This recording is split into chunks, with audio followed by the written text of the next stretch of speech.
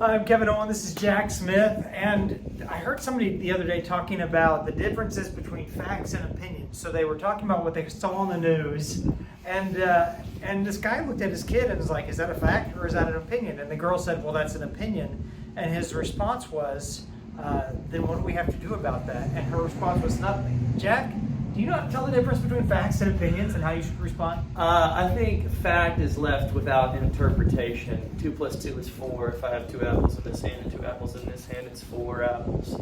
That can't be left up to interpretation. I think when you can interpret something in a different way than somebody else can, that's an opinion. Now, if I were to go to a car dealership to buy a car, I wouldn't walk in and ask the car dealer what I should pay a month. I'm sure they would have an answer to that question, but I'm not real sure that I would want their answer to that question. That would be an opinion. And so many things in life and so many relationships go wrong because we walk in and we take opinions as though they're facts. Yeah, that's true. A lot of times our interpretations are based on feelings and past hurt and different things like that. And so if somebody says something to us like, why are you raising your voice at me? Well, if I'm talking like this, I actually am raising my voice. But I might look at that and say, oh, that's your opinion. I'm not raising my voice. A lot of times we have to really think about what's going on, because a lot of times when we think about somebody's interpretation of it, we do that with our own feelings and our own hurt. And when we play it into like that, we have a narrative that we're trying to progress there. It's important to have a good way to test whether or not you're encountering facts or opinions. Every now and then the news likes to pretend that their opinions are facts. If you were to go into a court of law and you were to make a statement of something, they would have to have something we like to call evidence. And if there is no evidence, it would be hard to make or distinguish something as fact.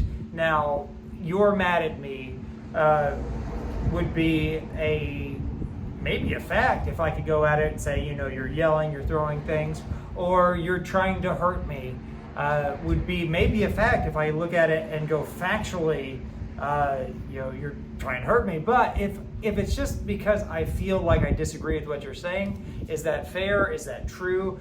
Those are some pretty important questions to ask. Yeah. I mean, going back to the yelling scenario, if let's just say a friend of mine is yelling at me, maybe that's a fact that he's yelling at me, but my opinion could be why he's yelling at me. And if I say, oh, you're yelling at me because you're mean, because you don't like me, or whatever, then that's an opinion that I'm guessing, instead of just asking, hey, why are you yelling at me? Maybe he had a bad day. Maybe he's going through something. And if I'm a friend, I would honestly should be wanting to help him and not take defensive that he's yelling at me. So a lot of times, the way we interpret things is our own opinion. And sometimes it's better to, what's the old saying, get it from the horse's mouth. You might just want to ask somebody a question instead of the horse's. Oh, nice one. That was good. Now, there's this thing. Facts require a response. Opinions don't.